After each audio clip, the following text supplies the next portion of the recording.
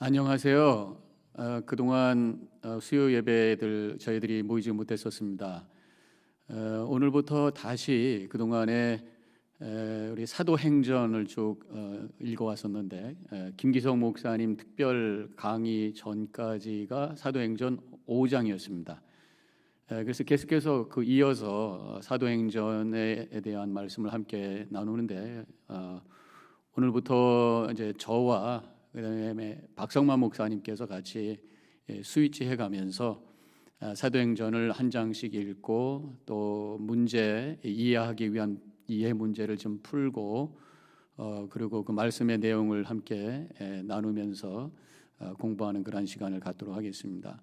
아마 이것이 12월 한 달하고 또 잠깐 또 스탑을 하겠어요. 왜냐하면 1월 달에는 우리 한인 연합감리교회 총회에서 수요 예배 때에 청지기 평시도 훈련이라고 해서 우리 연합감리교회 한인 연합감리교회 목사님들 여러 명이 여러 가지 주제를 가지고 훈련하는 그런 강의를 지금 준비하고 있습니다. 그래서 그때는 그것으로 대처를 하도록 하겠고 또 그 이후에는 다시 또 사도행전으로 가겠어요. 지금 한 달 동안 12월 한 달 동안 사도행전 6장부터 한 장씩 읽어가는 그런 시간을 갖겠습니다. 자, 그러면 기도하고 우리 찬양하면서 오늘 수요 성경 공부 시작하도록 하겠습니다. 다 같이 기도하겠습니다. 좋으신 하나님 감사합니다. 수요 성경 공부 이 시간 3일 저녁을 기억하고 다시 모였습니다. 한 주간의 반이 되는 수요일 저녁 저희들이 함께 말씀 앞에 머리 숙였습니다.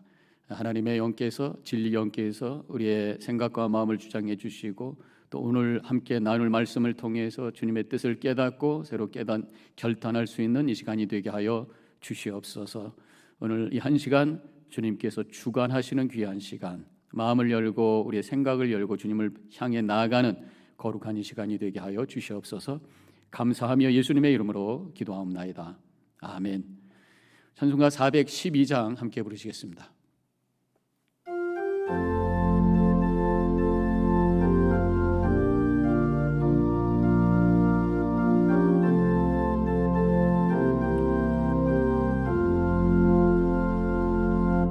내 영혼이 극히 깊은 데서 맑은 가락이 울려나네.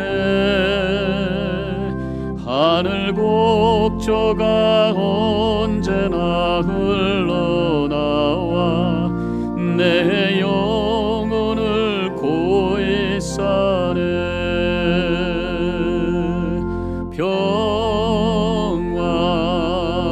평화로다 하늘 위에서 내려오네. 그 사랑의 물결이 영원토록 내 영혼을 덮으소서. 내 마음속에 솟아난 이 평화는 깊이 묻힌 보배로다. 나의 보화를 캐내어 가져갈 자 그 아무도 없으리라.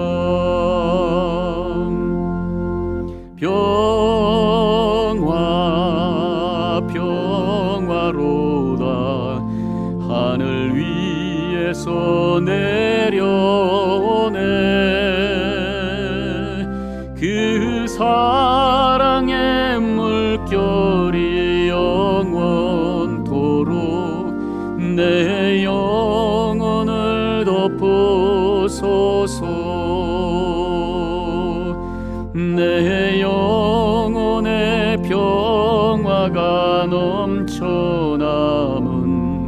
주의 큰 복을 받음이라.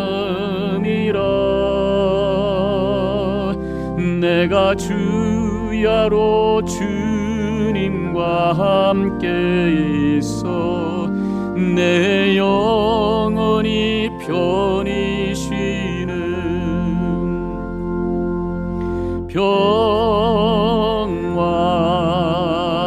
평화로다. 하늘 위에서 내려오네 그 사랑의 물결에 영원토록 내 영혼을 덮으소서.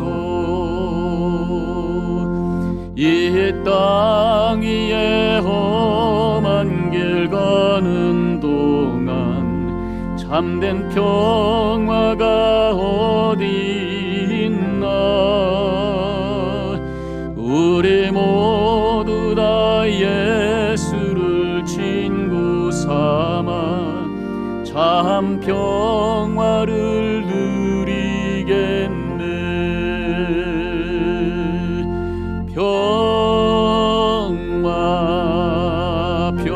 평화로다. 하늘 위에서 내려오네 그 사랑의 물결이 영원토록 내 영혼을 덮으소서.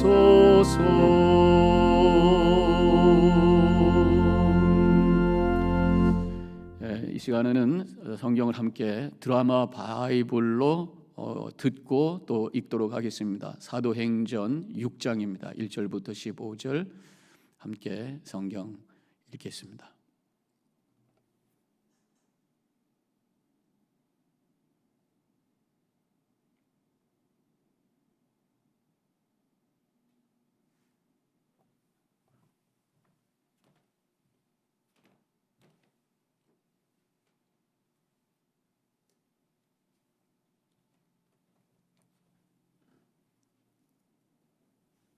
조금 시간이 걸리는데 지금 소리가 나지 않군요.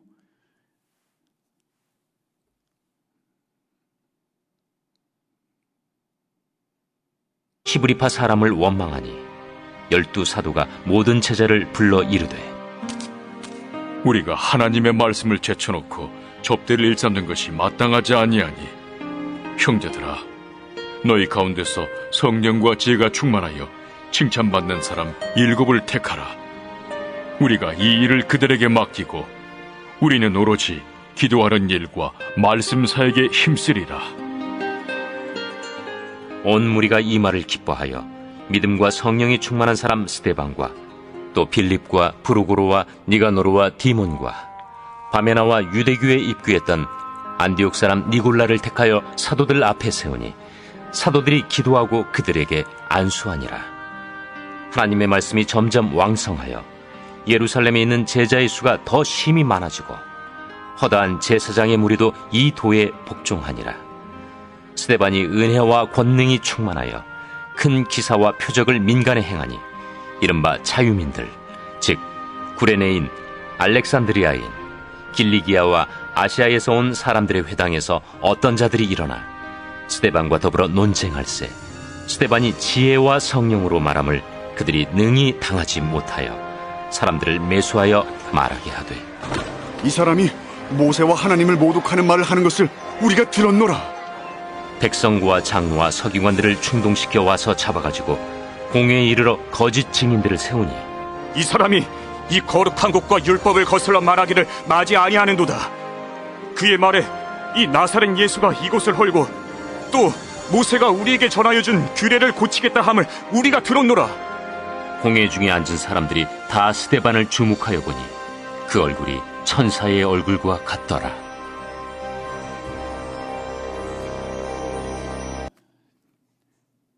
자, 그러면 여러분들이 이미 받으신 이해 질문이 있을 것입니다.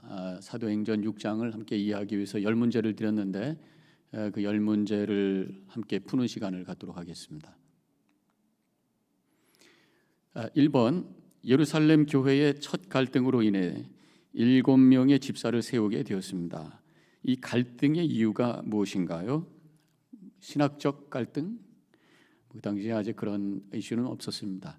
직분자 선정에 대한 갈등, 그건 좀 요즘 우리 교회, 지금 우리 교회라는 의미가 아니라 요즘의 교회들에게 일어나는 많은 갈등의 이유가 바로 거기에 있어요. 그러면 이 당시의 문제는 구제 대상 선정에 대한 갈등이었습니다. 3번이죠.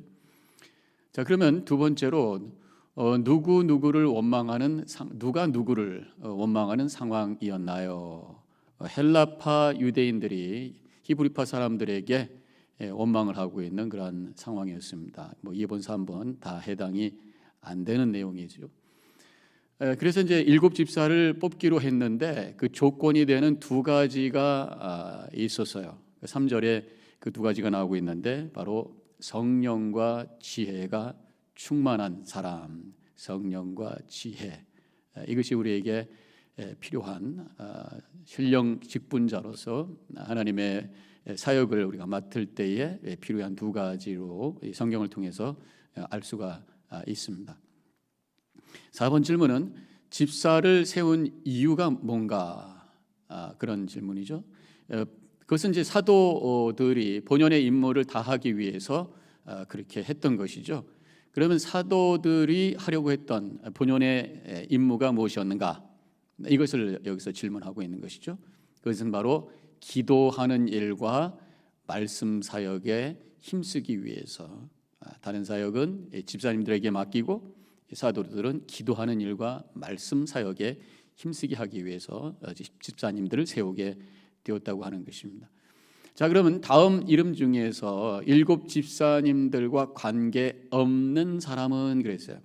자, 스데반 집사님, 빌립 집사님, 드로고로 집사님, 니가노르 집사님, 여기 4명이 해당이 되고 있고요. 여기서 3명을 더 추가해 보면은요, 성경에 보면 아시겠습니다만은 디몬 집사님, 바메나 집사님, 니골라 집사님, 이렇게 3명이 더 들어가고 있습니다. 여기 이 5번째 나오는 아볼로라고 하는 이름은 고린도 교회에 나오는 이름이죠. 그래서 바울파, 아볼로파 해서 아마도 이 고린도 교회의 어떤 영적 리더였을 것이다, 그렇게 우리가 추측하죠.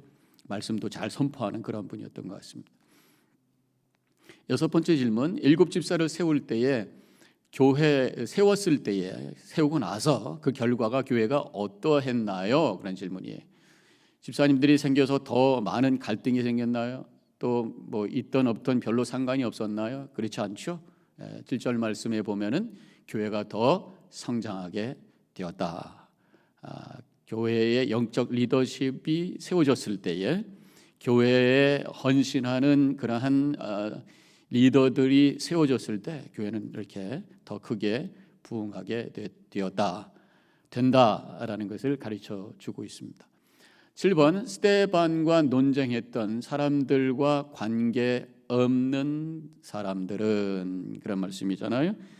여기서 보면은 고린도 사람, 구레네 사람, 알렉산드리아인, 길리기아와 아시아에서 온 사람들, 고린도 교인들, 고린도 사람들하고는 관계가 없습니다. 그 성경에 나오는 사람들 중에 고린도 사람은 해당이 되지 않아요. 다른 사람들이 몰려와 가지고 스데반과 함께 논쟁을 막 하는 그런 장면이 성경에 나오고 있죠.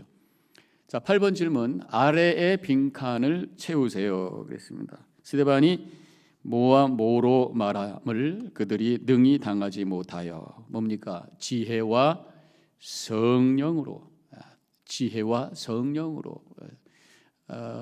하나님의 영의 감동 속에서 또 지혜롭게 바르게 판단하면서 말을 했기 때문에 다른 사람들이 그 말에 대항하기가 힘들었다, 그런 말씀이.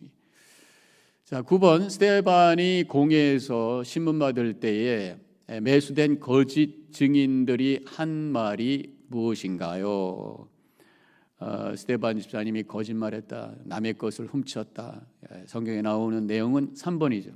거룩한 곳과 율법을 거슬러 말했다. 거룩한 곳이라는 게 뭐예요? 성전이죠. 성전을 거스르고 율법을 거스렀다고 하는 건 반대했다, 그런 말이죠. 그것을 저항하는, 대항하는 말을 했다, 그런 말이죠. 10번, 거짓 증인을 하는 사람들 속에서 신문당하는 스데반의 얼굴은 어떠했는가? 굉장히 긴장했나요? 막 그럴 수가 있어 화가 났나요? 충격받아서 슬퍼하고 있나요? 아니죠. 성경에 있는 표현으로 보면은 천사의 얼굴 같았다. 평화롭고 밝은 얼굴이었다. 그런 말씀이. 그런 위기 상황 속에서도 평안 가운데 있으셨던 스데반 집사의 모습을 여기서 볼 수가 있습니다.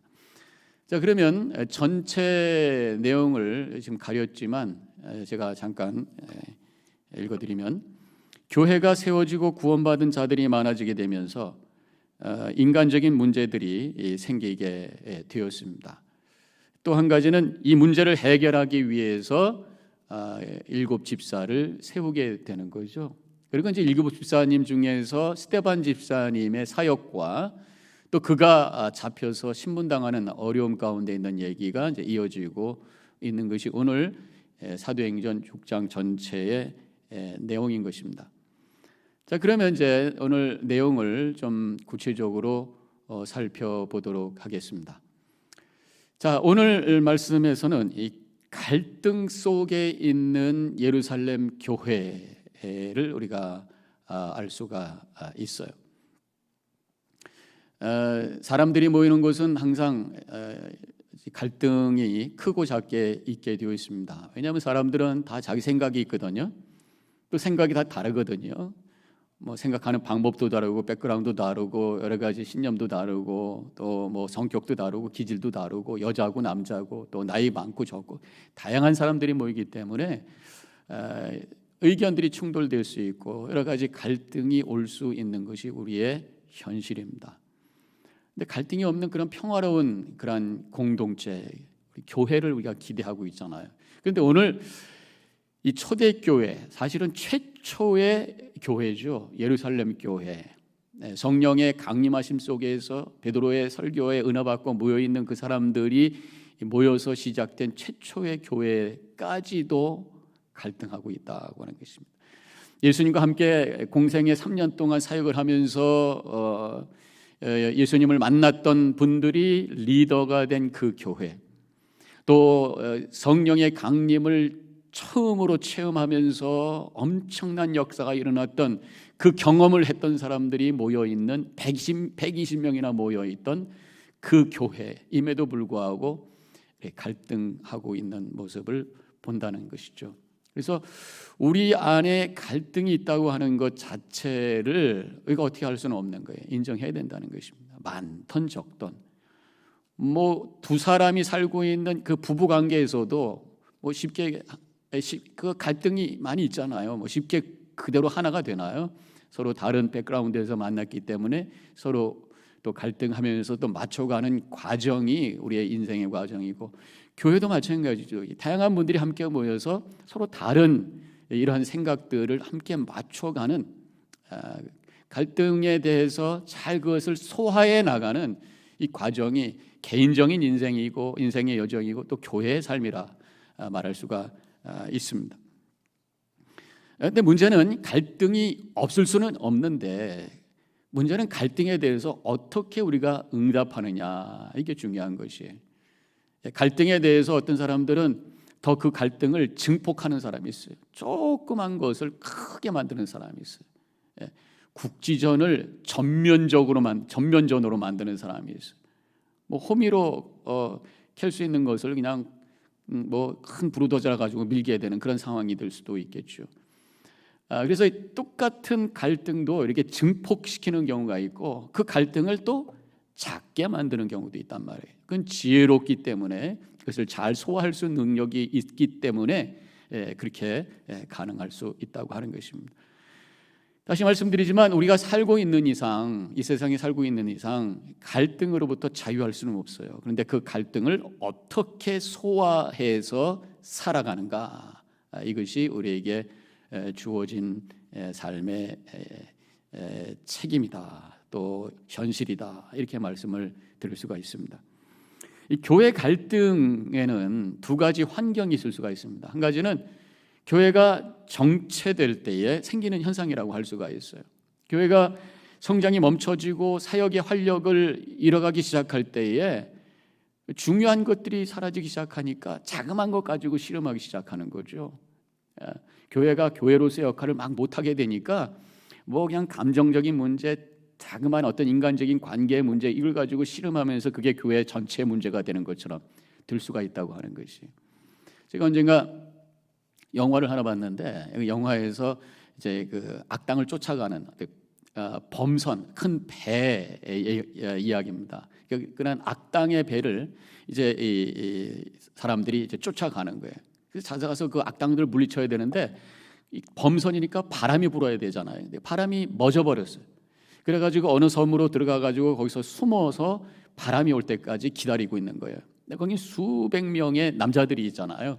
근데 바람도 불지 않지, 할 일도 없지. 그러니까 서로 별것도 아닌 거 가지고 막 싸우고, 그것도 그냥 주먹질하고 아주 아주 폭력적으로 이렇게 싸우는 그런 얘기가 나오면서 제가 그거 보면서 사람들이 모여 있으면 뭔가 해야 될 일, 열심을 다해서 의미 있는 일을 위해서 움직여야 되는데 그 움직임이 없기 때문에 저런 일이 일어나는구나. 우리가 교회 수백 명이 모여 있는데 교회가 해야 될 일이 뭔지 모르고 있으면 저렇게 될 수 있구나. 하나님께서 교회를 세우셔서 교회를 통해서 하시려고 하는 일에 대해서 비전을 가지고 그것을 향해 열정적으로 움직여 나갈 때에 교회가 평화로운 거예요. 그 모든 갈등을 이겨낼 수가 있는 거란 말이죠. 그렇지 않고 중요한 게 뭔지 모르고 사소한 게 자그마한 거 가지고 서로 옥신각신할 때에 결국 교회가 어려운 가운데 빠질 수가 있다고 하는 것입니다. 교회의 목적이 뭐예요? 제자를 만들어 세상을 변화시키는 것이 바로 교회란 말입니다.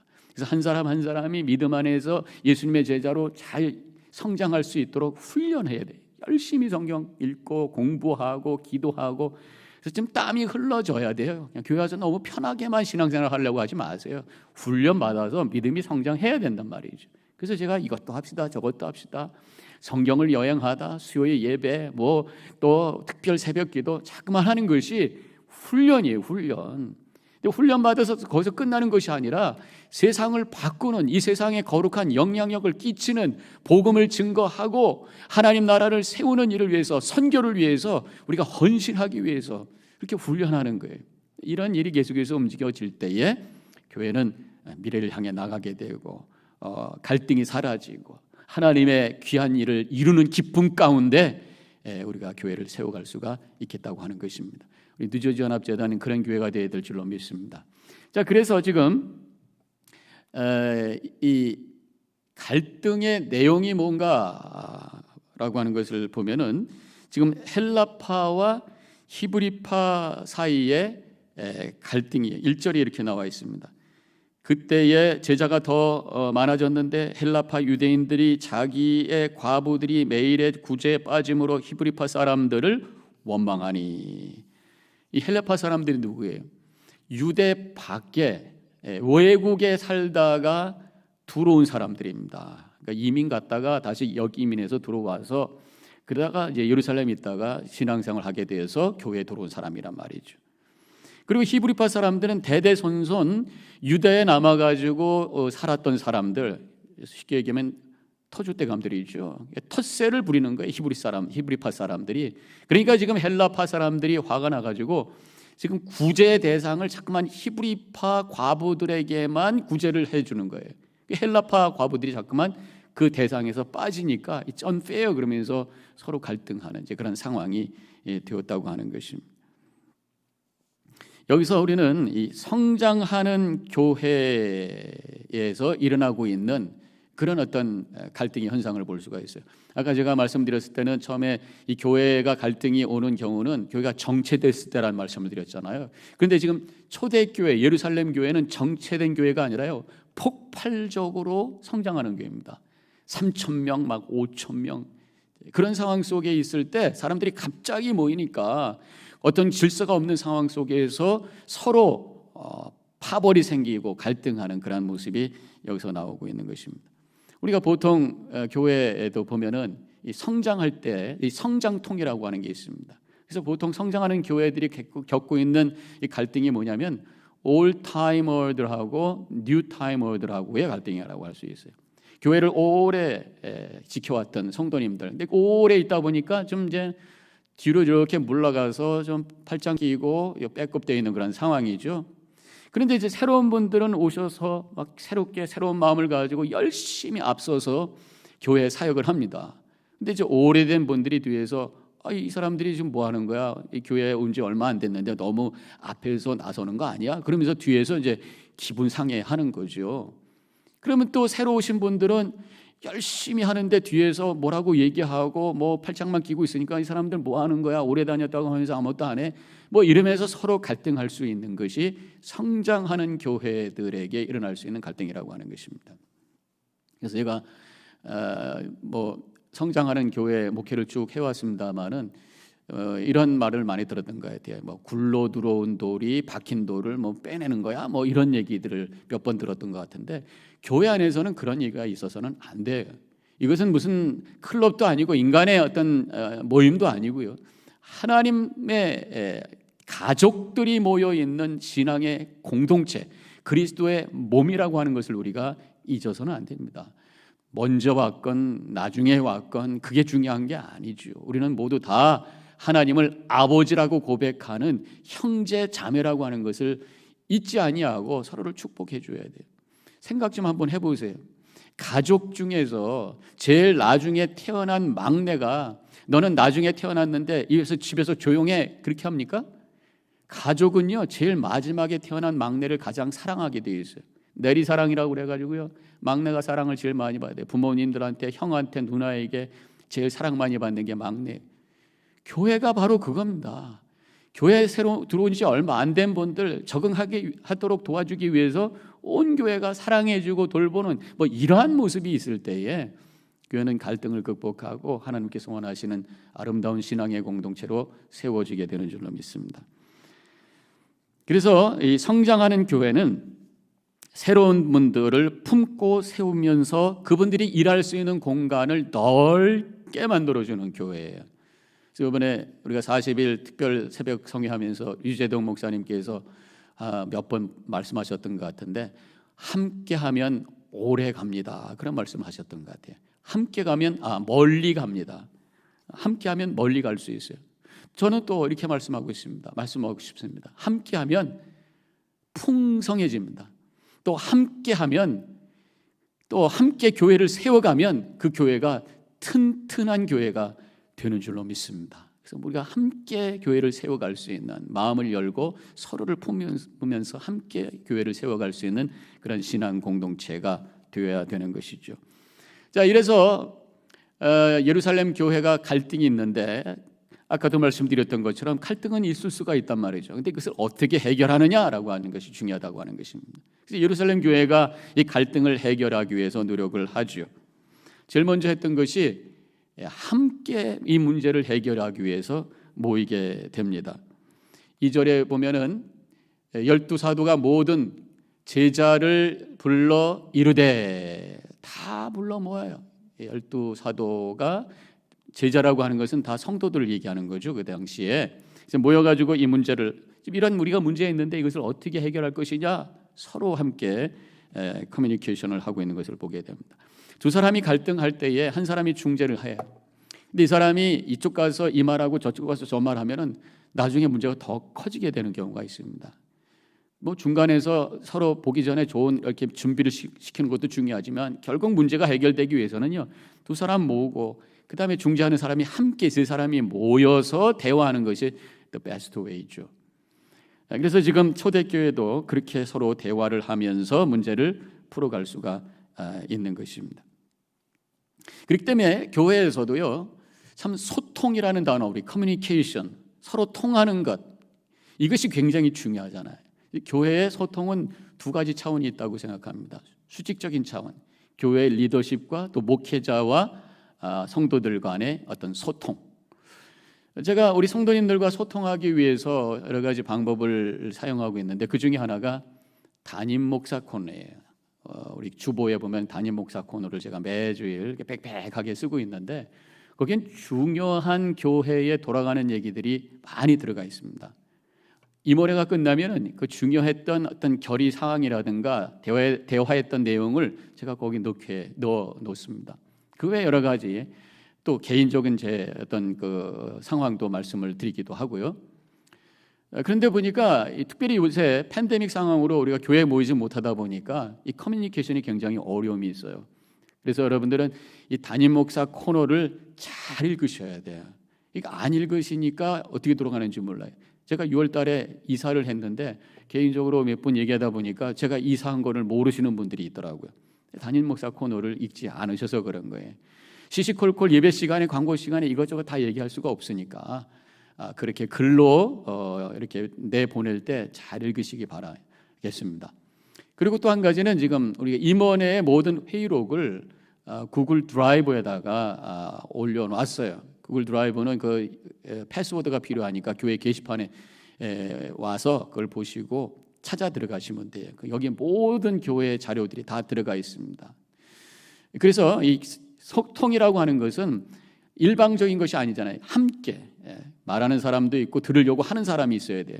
말하는 사람과 들으려고 하는 사람. 그래서 우리 교회에서 인포메이션을 주면 또 여러분들이 그것을 받으려고 그 액세스에서 들어오셔야 된단 말이죠. 구글 드라이브도 들어가시고 담임 목사도 코너도 읽으시고 그러면서 서로 노력할 때에 거기서 소통이 만들어지는 거예요. 이렇게 수직적인 소통이 있고 또 한 가지는 수평적인 소통이 있습니다. 성도들 사이에 서로 대화가 있어야 돼요. 요즘에 특별히 만나지 못하기 때문에 제가 강조하는 것은 바로 속회를 통한 커뮤니케이션. 그래서 줌이라도 우리가 속회에 만나서 개인적으로 어떻게 지내는지 서로 이야기도 하고 믿음 생활도 나누고 그러면서 신앙생활에 어떤 동력도 얻고 그러면서 우리 교회가 서로 고리처럼 사슬처럼 연결이 되어 가지고 이 하나된 교회, 갈등이 없는 교회, 오해하지 않는 교회가 되어서 서로 신뢰하고 서로 서포트하면서 세워가는 교회가 될 수가 있다고 하는 것입니다. 서로 대화하고 소통하는 것과 그게 없는 것과 차이는 엄청나요. 우리가 대화 한번 하고 만났던 사람하고 생전 처음 보는 사람하고는요 입장이 완전히 다르잖아요. 좀 대화해 본 사람은요 무슨 얘기를 하면 이해해 주려고 하는 마음이 있어요. 근데 한 번도 대화해 보지 못한 사람 만나면 일단은 경계합니다. 그 사람이 무슨 얘기를 하고 어떤 행동을 하면은 일단은 경계하면서 본다는 게 뭐예요? 아직은 신뢰하지 못하는 거죠. 의심하는 거란 말이죠. 그러면 거기서 잘못하면 오해가 생길 수 있고 그런 문제가 생길 수가 있습니다. 서로 대화하고 마음이 통하는 사람은 무슨 얘기를 해도 이해해 주려고 애를 써요. 똑같은 상황에서도 이해해 주려고 하는 것하고 의심하는 것하고는요 그 결과가 완전히 다르다고 하는 것입니다. 그래서 우리 교회 안에는 이 소통, 리더십과 성도들 사이에 또 성도들끼리의 이런 소통이 잘 이루어져서 서로 대화하고 서로 이해하면서 우리가 교회를 세워갈 때에 갈등을 극복할 수 있는 주님께서 원하시는 교회 또 신앙의 모습이 공동체의 모습이 될 것이라고 믿습니다. 자, 이렇게 초대교회는 서로 함께 모여서 소통을 했어요. 예루살렘 교회는 또 한 가지는 리더십의 변화가 일어납니다. 2절에 이렇게 쓰여져 있어요. 우리가 하나님의 말씀을 제쳐놓고 접대를 일삼는 것이 마땅하지 아니하니. 여기서 우리는 사도들을 얘기하는 것이에요. 지금 사도들이 중요한 일보다는 중요하지 않은 일에 굉장히 시간이 많이 뺏긴 거예요. 중요한 일이 있고 덜 중요한 일이 있고 급한 일이 있고 덜 급한 일이 있어요. 제일 문제가 되는 것은 중요하지 않은데 급해. 그러니까 안 할 수는 없고 그렇지만 중요하지 않아. 그러니까 시간은 많이 쓰고 결과적으로는 별일 아니에요. 결과적으로는 별 큰 어떤 열매가 없는 일에 시간을 너무 많이 쓰는 것이 지금 사도들의 상황이라고 하는 것이. 중요하지 않은데 급한 상황이 많다라고 하는 얘기는 뭐냐면요, 누군가의 도움이 필요하다고 하는 얘기입니다. 사도들은 그것을 인식했어요. 중요한 일을 하지 못하고 바쁜 거예요, 중요하지 않은 일에. 그래서 집사님 7을 세워서 이제 모든 그 접대를 일삼는 일, 그래서 다른 사람들에게 식사를 대접하고 친교하고 뭐 이런 일을 맡기고, 본인들은 기도하고 말씀 준비하고 이런 어떤 영적인 것을 준비하는 일에다가 시간을 쏟는, 그래서 서로 일을 분담하는 일을 이제 시작하게 되었다고 하는 것입니다. 굉장히 중요한 결정이라고 할 수가 있겠습니다. 그러면서 이제 이러한 리더십의 변화를 보니까 결국은 리더십에 더 많은 사람을 참여한 거죠. 지금 12명밖에 없었는데 7명을 더 참여시켰잖아요. 그래서 많은 분들을 함께 동참시키는 것, 함께 주님의 거룩한 일을 나누는 것, 이게 굉장히 중요하다고 하는 것입니다. 3절에 형제들아 너희 가운데 성령과 지혜가 충만하여 칭찬받는 사람 7을 택하라. 우리가 이 일을 그들에게 맡기고, 그렇게 말씀하고 있습니다. 서로 함께 일을 맡기게 돼요. 성령과 지혜가 충만해서 칭찬받는 사람, 즉 믿음이 좋고 판단력이 있고 덕스러운 사람. 그래서 이런 리더들을 함께 동참을 시켰다고 하는 것입니다. 그 다음에 사역을 분담한 것입니다. 집사는 접대하는 일, 그래서 구제하고 성도 돌보는 일, 사도들은 기도하는 일과 말씀 전하는 일. 4절에 우리는 오로지 기도하는 일과 말씀 사역에 힘쓰니라. 그 다음에 리더십이 그렇게 하다 보니까 더욱 영적으로 변하게 되었다는 게, 사도들이 더 기도하고 더 말씀 보고 그러면서 영적으로 더 깊어지다 보니까 초대교회 예루살렘 교회가 영적으로 더 성숙해질 수 있었다.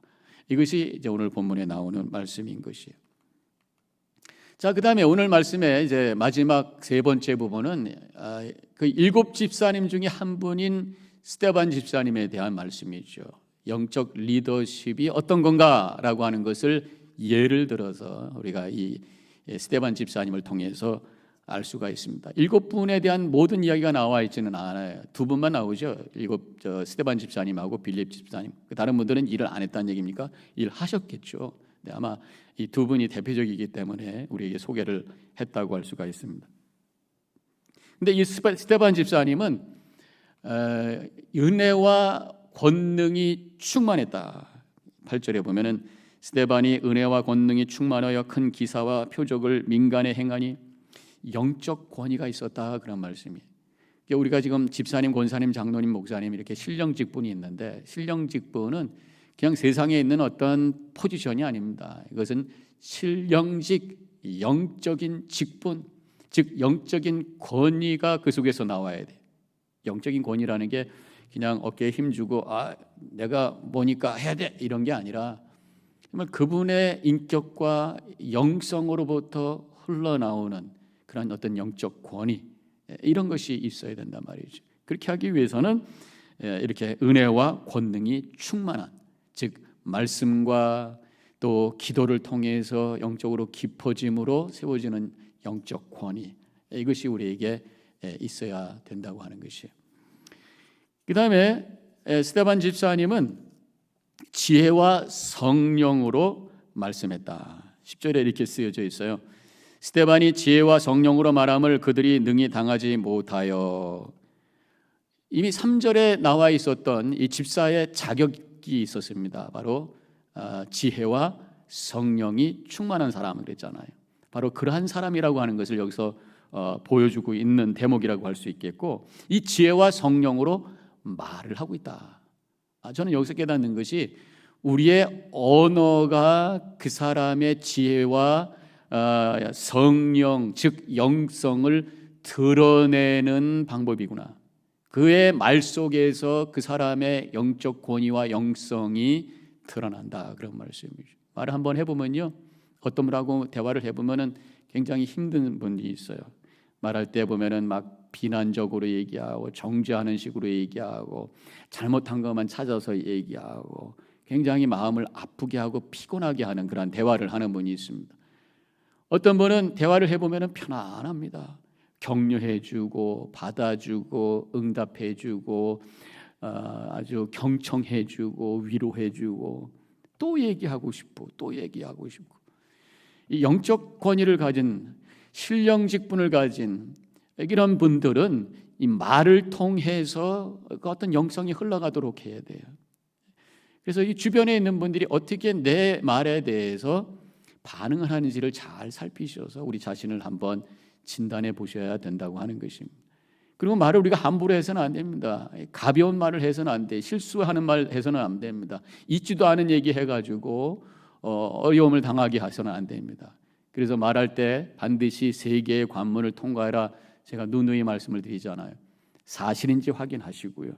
사실이라도 그것이 꼭 말할 필요가 있는지, 유익한가, 괜히 말해가지고 더 힘든 상황을 만들지 않도록 사실이더라도 좀 기다려야 될 필요가 있으면 입 다물고 기다리는 거죠. 그래서 필요하다라고 생각했을 때도 이 말을 내가 정말 마지막 묻는 덕스러운가, 덕스럽게 이 말을 할 수 있는가, 그 사람의 마음에 상처를 주지 않냐고, 그 사람에게 힘이 되고 격려가 될 수 있도록 이것을 이야기할 수 있는가, 준비됐을 때 말하라, 그런 말씀이죠. 이제 마지막으로 보면은 이 스데반 집사님은 핍박 속에서도 기뻐하셨다. 15절에 이렇게 쓰여져 있습니다. 공회 중에 많은 사람들이 다 스데반을 주목하여 보니 그 얼굴이 천사의 얼굴과 같더라. 지금 재판을 받는 상황이에요. 이 재판도 그냥 보통 재판이 아닙니다. 지금 거짓 증인들이 동원이 돼가지고 뭐 성전을 모독했다 그러고 율법을 모독했다 그러고 하나님을 모독했다 그러고, 그 당시에 하나님 모독죄는 뭡니까? 사형이죠. 죽음 앞에 설 수도 있는 상황, 얼마나 긴장되는 순간이에요. 그런데 지금 이런 상황 속에서 스데반 집사님의 얼굴이 천사의 얼굴과 같았다. 이건 대단한 것입니다.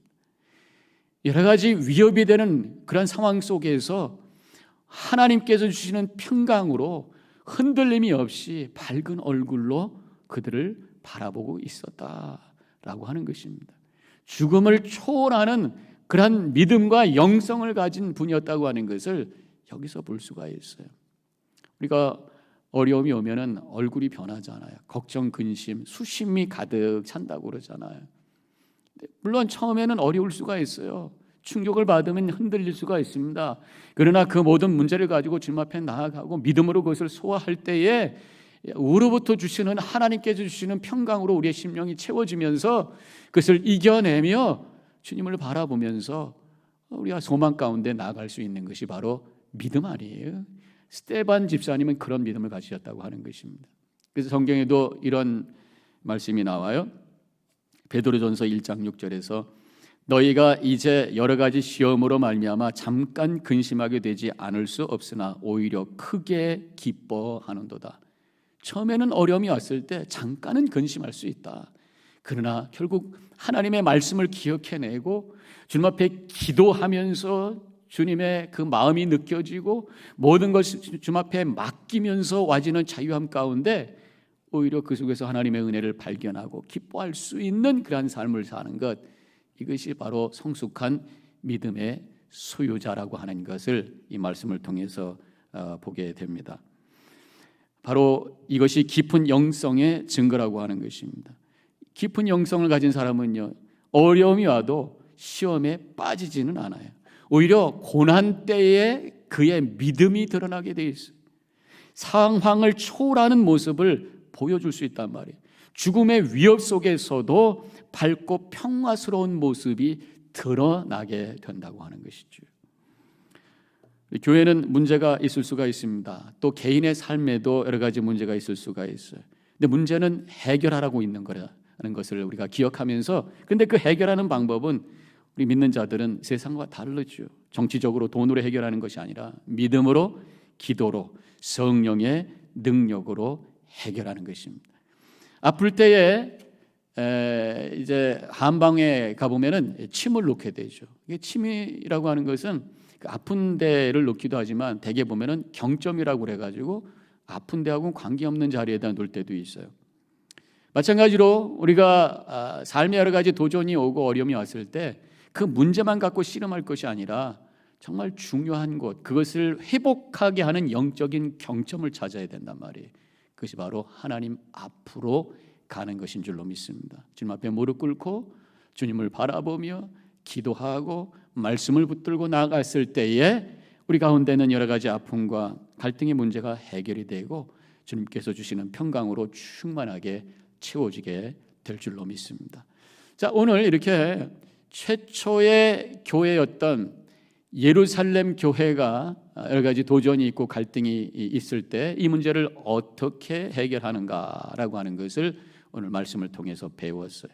그래서 영적인 리더들을 다시 세우게 되고 그분 중에 한 분 스데반 집사님의 깊은 영성을 또 우리가 보게 되었습니다. 우리 뉴저지연합재단, 하나님께서 핏값을 주시고 사신 이 재단, 이 초대교회 모습처럼 모든 도전을 이겨내면서 하나님의 뜻을 이루어가고 성숙한 리더들이 리더십을 발휘하면서 세워가는 교회, 그래서 하나님 크게 영광 돌리고 우리에게는 기쁨이 되는 복된 삶을 살아가는 우리 모든 성도님들이 되어주시기를 주님의 이름으로 간절히 축원합니다. 자, 기도하겠습니다. 하나님 감사합니다. 오늘 사도행전 6장을 통해서 예루살렘 교회의 이야기를 함께 나누었습니다. 성장하는 교회, 그들에게도 성장통이 있었습니다. 그런데 그것을 지혜롭게 잘 소화하고 오히려 그 교회를 통해서 영적 리더십들이 세워지고 그래서 하나님의 거룩한 일을 이루어가는 교회의 모습을 보게 해주셔서 참 감사합니다.